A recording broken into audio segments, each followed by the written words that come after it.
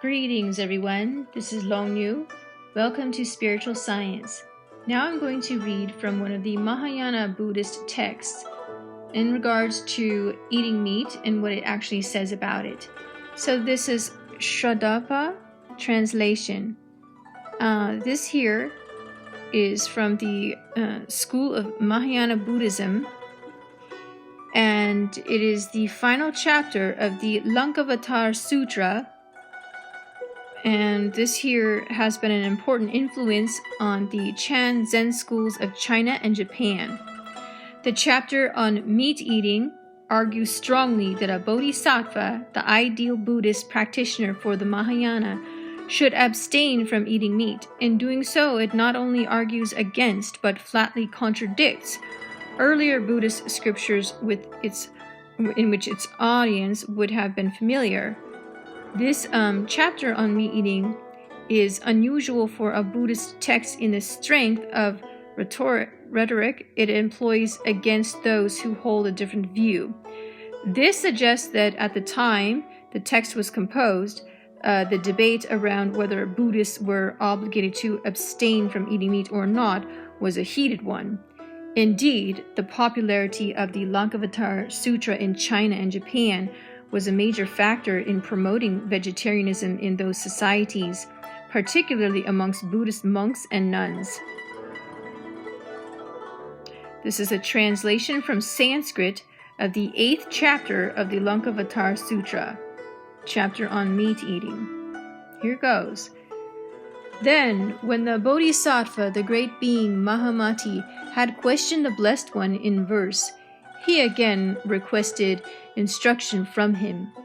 Blessed One, Tathagata, Arhat, perfectly awakened Buddha, teach me about the virtues and the faults that are associated with meat eating. Then I and other bodhisattvas, great beings, will teach the Dharma now and in the future in order that living beings who are under the influence of the habitual energy of previous existences as beings who ate flesh and who are greedy for the pleasure that they get from meat might rid themselves of their craving for its taste. Those living beings who enjoy eating flesh will abandon their craving for its taste, long for the taste of the food of the Dharma, and attain great love for each other, regarding all living beings with the same kind of affection as for their only child. Having attained this great love and practiced all the stages of the Bodhisattva path, they will quickly awaken to unsurpassed perfect awakening, or having rested a while at the stage of a disciple or solitary Buddha, they will approach the unsurpassed stage of a Tathagata, blessed one, even non-Buddhists who proclaim a false Dharma, who are devoted to materialist doctrines, who put forth the positions of existence or non-existence, or who teach annihilationism or eternalism, prohibit meat eating and do not eat it themselves. Certainly then, the perfectly awakened Buddha, the Lord of the world, who is taught the one taste of compassion, should do the same. Yet in your teaching, you yourself eat meat, and do not prohibit meat eating. It would be good if the Blessed One, who is filled with empathy for the whole world and who regards all living beings as being like his only child, the greatly compassionate one, were, out of empathy, to teach me about the virtues and the faults that are associated with meat eating. Then I and other bodhisattvas will be able to teach the Dharma to living beings like these. All right. Now this is going to be Buddha speaking. The Blessed One said, Then, Mahamati, listen well, listen carefully, and allow your mind to become absorbed by my words, and I will tell you. Excellent, Blessed One, said the Bodhisattva, the great being Mahati, and listened to the Blessed One. The Blessed One said, There are countless reasons, Mahamati, why it is not appropriate for a compassionate bodhisattva to eat any kind of meat. I will explain them to you. In this world, Mahamati, in the long course of samsara, there is no living being who has obtained a physical form who has not been your mother, father, brother, sister, son, daughter, or has some other kind of family relationship to you. These beings are reborn in another state of existence, born from a womb as a wild animal, as livestock, or as a bird, or they are born as someone with whom you have a family relationship. How then can it be appropriate for a bodhisattva, a great being, to eat the meat of any kind of being, creature, or living thing whatsoever, when he wants to relate to all living beings as if they were part of himself, and wants to practice the Buddha Dharma? Mahamati, even Rakshasas become protectors, develop compassion, and give up eating meat when they hear the excellent nature of the Dharma of the Tathagatas. Certainly then, people who yearn for the Dharma will do the same. Therefore, Mahamati, it is not appropriate for any living beings anywhere in the cycle of rebirths who have any notion of family relationships to eat any kind of meat. This is so they might cultivate a perception of all living beings as being like their only child. It is not appropriate for a compassionate bodhisattva to eat any kind of meat. Even in exceptional circumstances, Mahamati, it is not appropriate for a bodhisattva who is engaged in spiritual practice to eat any kind of meat. Meat from dogs, asses, buffalo, horses, oxen, human beings, and so forth are kinds of meat that are not eaten by ordinary people, but they are sold as suitable to eat by shepherds at the side of the road in order to make money.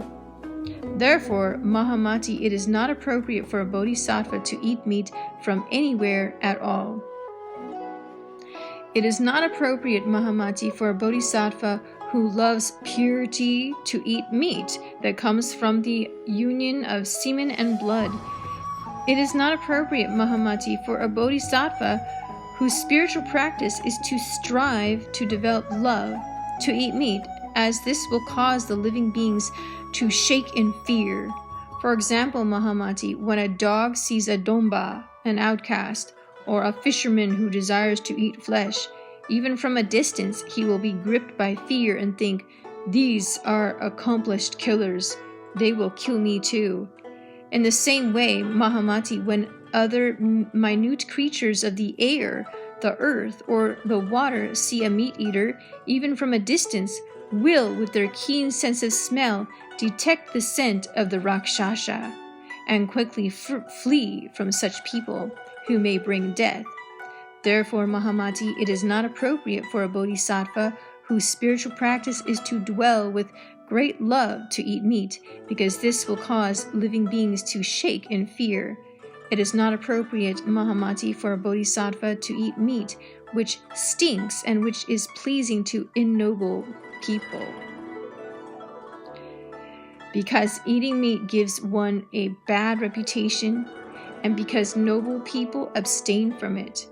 Noble people, Mahamati, do not offer bloody meat when they make offerings of food to the sages, and so it is certainly not appropriate for a bodhisattva to eat meat. In order to protect the minds of a great many people, Mahamati, it is not appropriate for a compassionate bodhisattva who wants to avoid the Buddha's teachings being spoken ill of to eat meat. For example, Mahamati, there are people in this world who speak ill of the Buddha's teaching, saying, "Why do these people who are supposedly living the life of a renunciant or a Brahmin reject the food of the sages of old and eat flesh like carnivorous animals with full bellies, terrifying minute creatures of the air, the earth, and the water, bringing terror to all about them as they wander through this world? These people destroy the renunciant life. They obliterate the Brahmin life. There is neither dharma nor discipline in them." There are many kinds of people with a hostile attitude who speak ill of the Buddha's teaching in this way. Therefore, Mahamati, in order to protect the minds of a great many people, it is not appropriate for a compassionate bodhisattva who wants to avoid the Buddha's teachings being spoken ill of to eat any kind of meat. The stench of a dead body is universally considered to be disgusting. Therefore, Mahamati, it is not appropriate for a bodhisattva to eat meat. When flesh is being burned, Mahamati, whether it is the flesh of a dead person or of another kind of living being, there is no difference in the smell. Both kinds of flesh give off the same stench. Therefore, Mahamati, it is not appropriate for a bodhisattva whose spiritual practice is to develop a love of purity to eat any kind of meat. When sons and daughters of good family, Mahamati, who have committed themselves to the Mahayana, spiritual practitioners engage in spiritual practice, who dwell with love, who know the incantation and wish to perform them, go forth to cremation grounds, to the forest wilderness, to far-off places, to places inhabited by demons, to a hut or some other place to meditate, they are hindered in accomplishing incantations and in attaining liberation. Thus, Mahamati, seeing that it creates obstacles to all kinds of spiritual practice and accomplishment, it is not appropriate for a bodhisattva who desires to bring benefit to themselves and others to eat any kind of meat. Because perceiving physical forms brings about the desire to taste them, it is not appropriate for a compassionate bodhisattva who regards all beings as himself to eat any kind of meat. Reflecting that even the gods shun it, Mahamati, it is not appropriate for a compassionate bodhisattva to eat any kind of meat. Reflecting that his mouth will emit the most terrible stench as long as he lives, Mahamati, it is not appropriate for a compassionate bodhisattva to eat any kind of meat. He sleeps uneasily, and he's uneasy when he awakes. He has terrifying, hair-raising dreams filled with evil.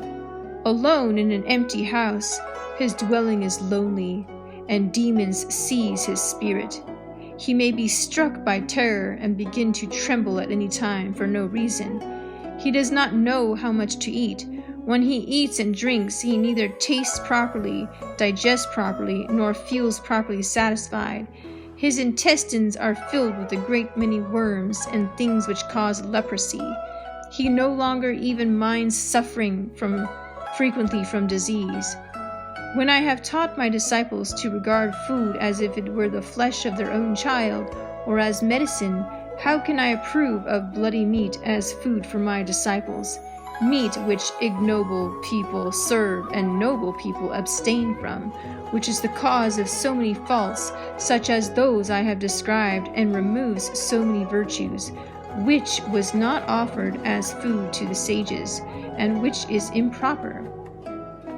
The food I approve of, Mahamati, is that which all noble people serve and ignoble people abstain from, that which brings about many virtues and removes many faults, that which was offered as food to all the sages of old, that is to say, food prepared with rice, barley, wheat, black lentils, mung beans, lentils, and so forth, ghee, oil, honey, treacle, molasses, sugar cane juice, and so forth.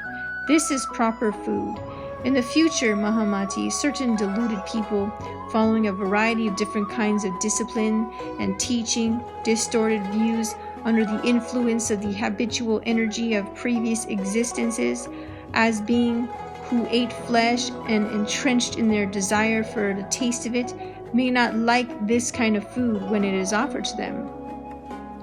I say to you, Mahamati, that such people have not served the victorious ones of the past and planted a great many roots of virtue. They do not possess faith and are not free of distorted views. They are not sons or daughters of good family, and nor do they belong to the family of the Buddha. They are not free of attachment to body, life, or pleasure. They are not free of greedy desire for the taste of meat. They are not free of ardent craving. They are not compassionate. They have no desire to relate to all living beings as if they were a part of themselves. They do not look upon all living beings with affection, as if each were their own only child. They are not bodhisattvas. They are not great beings. In the past, Mahamati, in ancient times, there was a king by the name of Simhasodas. Because of his overpowering attachment to eating meat and his extreme craving and fixated desire for its taste, he indulged himself to the extent that he even ate human flesh. As a result of this, he was shunned by his family, ministers, family, relations, and associates, as well as the people of the towns and the country. He had to give up his crown and his kingdom and suffer great misfortune because of meat. Even Indra Mahamati, who attained sovereignty over the gods, once had to take on the form of a hawk because of the habitual energy of a previous existence as a meat-eater. He attracted Vishvakarma, who bore the form of a dove, and who placed himself in the balance. King Shibi felt empathy for the innocent dove because of the great suffering it was being made to endure. If even Shakra Mahamati, who after many existences attained lordship over the gods, could bring affliction upon himself and others in this way, then certainly others can. There was another king, Mahamati, a lord of men, whose horse carried him off into the forest. Wandering about, he had sex with a lioness out of fear for his life. Because of their ancestry, the offspring they produced had spotted feet. Because of the evil habitual energy of previous existences as meat-eaters, the king's children were meat-eaters even after ascending to the throne. In this life, Mahamati, they lived in a village with 7 huts, and because of their overpowering attachment and devotion to their greed for great quantities of meat, they gave birth to terrible dakas and dakinis who ate human flesh. In the cycle of birth, Mahamati, being fixated on the taste of meat, leads people to end up in the wombs of lions, tigers, leopards, wolves, hyenas, wildcats, jackals, and many other kinds of carnivorous animals. They will even fall into the wombs of the terrible Rakshasas, who are even more intent on eating flesh. For those who have fallen into such states of existence, it is difficult to attain birth as a human being, not to speak of nirvana. These Mahamati are some of the faults associated with meat eating, not to speak of the qualities which arise out of the distorted views of those who are devoted to eating meat. Ordinary immature people, Mahamati, are not aware of these and other virtues and faults. It is in view of these and other virtues and faults, Mahamati, that I say it is not appropriate for a compassionate bodhisattva to eat any kind of meat. If no one ate any kind of meat, Mahamati, then there would be no killing in order to produce it. Innocent living beings, Mahamati, are generally slain for profit and rarely for any other reason.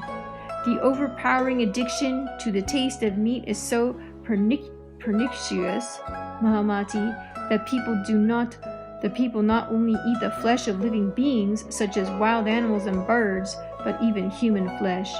Often, Mahamati, deluded people who are afflicted by the desire for the taste of meat set up all kinds of nets and traps. Bird catchers, shepherds, fishermen, and so forth bring death to all kinds of innocent living beings of the air, the earth, and the water in order to make money. There are also those who have become like Rakshasas, Mahamati, their minds hard and unfeeling, who no longer have any sense of disgust. They see living beings as something to be killed and eaten, and no sense of disgust arises in them. Moreover, Mahamati, it is not the case that meat is proper food and approved for my disciples when they have neither killed it themselves, nor has somebody else kill it, nor intended for it to be killed for them. However, Mahamati, in the future there will be deluded people who have gone forth into the homeless life under the auspices of my teaching, and who claim to be the sons of Shakyan, and who bear the banner of the yellow robe, but whose minds have been misled by false ideas, who follow a variety of different kinds of discipline and teach distorted views, who are burdened by belief in a real self, and who are fixated on their desire for the taste of meat. These people will tie themselves in rhetorical knots in order to defend meat eating. They will think that false accusations of an unprecedented nature should be made against me, and on the basis of their erroneous thinking, they will speak in order to achieve their ends. In order to achieve these ends, they will say that the Blessed One has given his approval to meat as being proper food. They will say that even the Tathagata ate it. However, Mahamati, nowhere in any sutra is it taught that meat should be served, that it is approved as an offering, or that it is proper food. If I wanted to give my approval, Mahamati, if I considered it to be proper food to serve to my disciples, I would not prohibit all kinds of meat as appropriate to eat for sons and daughters of good family who dwell with love, spiritual practitioners engaged in spiritual practice, who go forth to cremation grounds, who have committed themselves to the Mahayana. And I have prohibited it, so that they might cultivate a perception of all living beings as being like their only child. I have prohibited any kind of meat for sons and daughters of good family who long for the Dharma, who have committed themselves to any of the yanas, who go forth to cremation grounds, or to the forest wilderness, who dwell with love, spiritual practitioners engaged in spiritual practice, no matter what their spiritual practice or accomplishment is, so that they might cultivate a perception of all living beings as like their only child.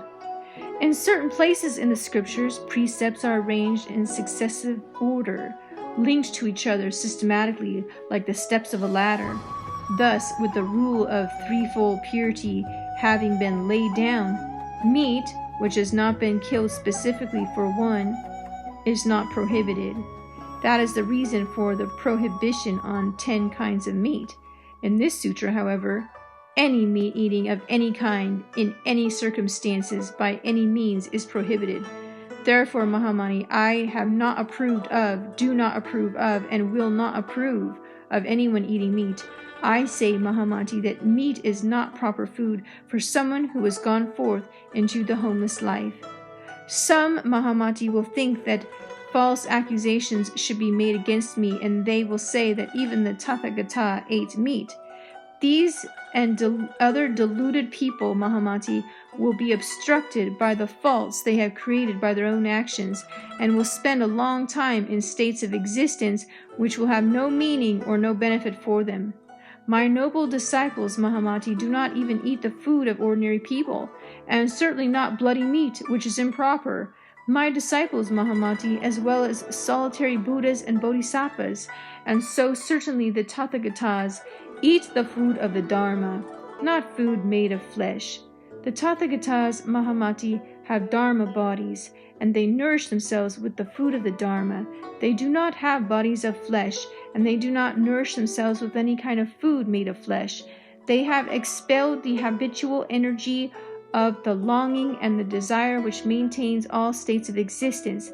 They have rid themselves of the habitual energy of all faults and defilements. They have the wisdom of completely liberated minds.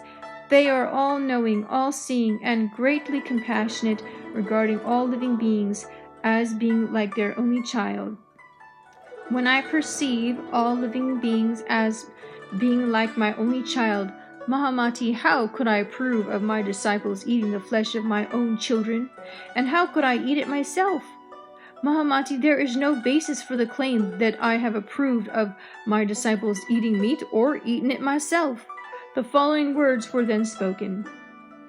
Number 1.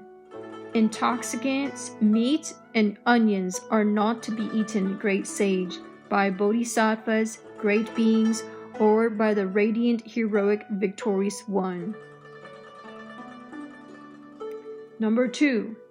It is pleasing to ignoble people, emits a foul smell, gives one a bad reputation, and is food for carnivorous beasts. Therefore, great sage, you have proclaimed that it is not appropriate to eat meat. Number 3. Eating meat brings faults. Abstaining from it brings virtues. You should understand, Mahamati, the faults associated with eating meat. Number 4. because it represents a failure to honor one's family connections, because it is produced from the union of semen and blood, and because it causes living beings to shrink from one in fear. The spiritual practitioner should avoid meat. Number 5. The spiritual practitioner should always avoid all kinds of meat, onions, and intoxicants, as well as leeks and garlic. Number 6. He should avoid rubbing the body with oil and sleeping on a bed of nails. When he is pierced, the living beings in the openings will be greatly afraid. Number 7. Eating meat leads to arrogance, and arrogance brings about distorted perceptions. Distorted perceptions lead to greed, and so one should not eat meat. Number 8.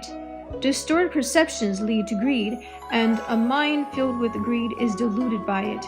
Being afflicted by delusions leads to birth, not to liberation. Number 9. Living beings are killed for the sake of profit, and money is paid in exchange for meat. Both of these evil acts bear fruit in the fires of hell, such as Rorava. Number 10. In terms of Shakya's teaching, evil-minded people who ignore the teachings of the sage by eating meat have dedicated themselves to the destruction of the two worlds. Number 11. These who perform such evil actions go to the most terrible of the hells. In fierce hells such as the Rorava, the actions of those who devour meat bear fruit. Number 12. Meat which is pure in three respects, not prepared, not requested, not invited, does not exist. Therefore, meat should not be eaten. Number 13. A spiritual practitioner should not eat meat. This is condemned by the Buddhas and by me. Living beings who eat one another are reborn as carnivorous animals. Number 14. One who eats meat smells foul and is held in contempt. He will be born with an impaired intellect in a family of outcasts, pukasas, or dombas. Number 15. He will be born from the womb of a dakini into a family of meat-eaters. This lowest of men will be born in the womb of a rakshashi or a cat. Number 16. I have rejected meat eating in the Hastikashya, the Mahamegha, the Nirvana, the Angulimalika, and the Lankavatara Sutra. Number 17. It is repudiated by Buddhas, Bodhisattvas, and disciples. If one is so shameless as to eat meat, one will always be born with an impaired intellect. Number 18. One who abstains from eating meat and so forth will thereby be born in a family of Brahmins or spiritual practitioners with wisdom and wealth. Number 19. Because one sees, hears, and suspects, one should abstain from all kinds of meat. Sophists born into carnivorous families do not realize this. Number 20. Just as greed is a hindrance to liberation, so too meat, intoxicants, and so forth are hindrances to liberation. Number 21. In the future, deluded people may teach that meat eating is proper, blameless, and extolled by the Buddhas. Number 22. Meat should be regarded as being like medicine or the flesh of one's own child. A spiritual practitioner should be averse to it when collecting alms, even in small quantities. Number 23. For those who dwell with love, I have condemned any kind of meat eating for all time.